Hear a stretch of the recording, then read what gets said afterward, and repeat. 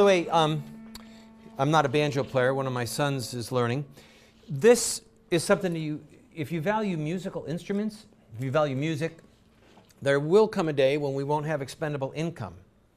Many of us won't have expendable income. So if you like music, it'd be a good time to buy an acoustical guitar, because if there's not electricity, the electric guitars I have won't be much fun. But a banjo, an acoustic guitar, mandolin, great instrument, dulcimer, a drum set, little wooden ones that you can, like bongos, or they make them out of wood now, some of them. How about a flute? A flute is a great, any wind instrument, right? We have family members that play piano, flute. We have a ball with music. Last night, playing Amazing Grace, sitting there with all my boys. It was just so much fun. We were talking off air. Okay, what do we, when we talk about tangible goods, barterable goods, bullion, all right? Because when we think of bullion, we tend to think in terms of silver and gold, which is foundational for bullion. But if you have need of toilet paper, this stuff could be worth its weight in gold, right? For bartering. Feminine products, hand tools that do not require power, garden tools, seeds, all right? Heirloom seeds is the phrase you want to look for, are seeds, vegetable seeds that you can plant, and whatever it is that you've planted, when it grows up, the seeds within it will bear fruit next year.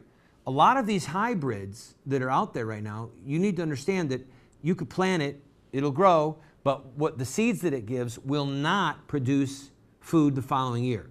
So you want to make sure that if you invest in seeds, that you go with what are called heirloom seeds. Another point of thought. You might be better off renting your home in the city and trying to buy a piece of property that's 3-4 hours away.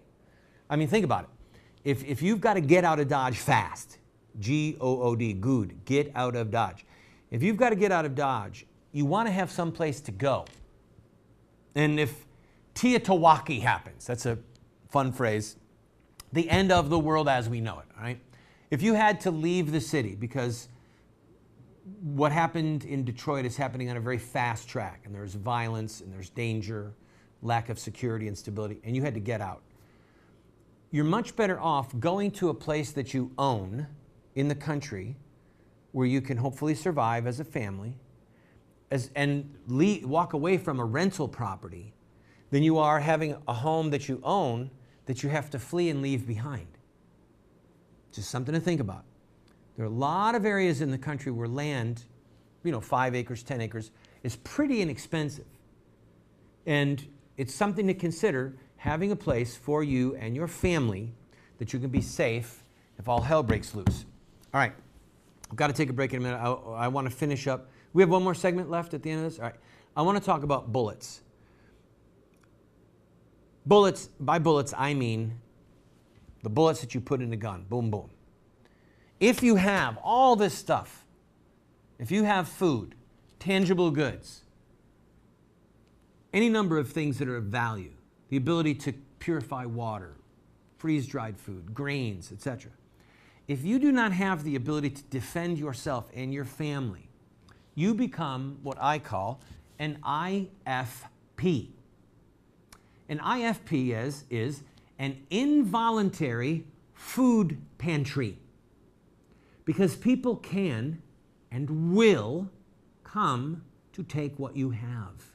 It's happened before, it'll happen again.